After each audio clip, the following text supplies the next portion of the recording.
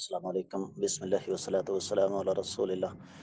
سوال آیا ہے کہ مغرب کی نماز رہتی ہے، عشاء کی جماعت کھڑی ہے، کس نیت سے شامل ہوں؟ میرے عزیز، آپ عشاء کی نیت سے شامل ہوں گے، اس لیے کہ مغرب اور عشاء کی دونوں نمازوں کی حیثیت تعداد میں بڑا فرق ہے۔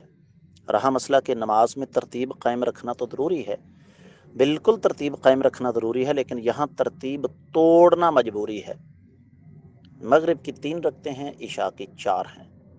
یہ جو ایک اجتہادی مسئلہ ہے کہ جناب آپ مغرب کی نیت لے کر شامل ہو جائیں، اور ہوگا یہ کہ ایک رکعت آپ کی بطور نفل شمار ہو جائے گی، یہ بات سمجھ سے بالا تر ہے، رائے ہے ایک۔ میں امید کرتا ہوں کہ آپ کو سمجھ آ گئی ہوگی۔ واللہ تعالی اعلم۔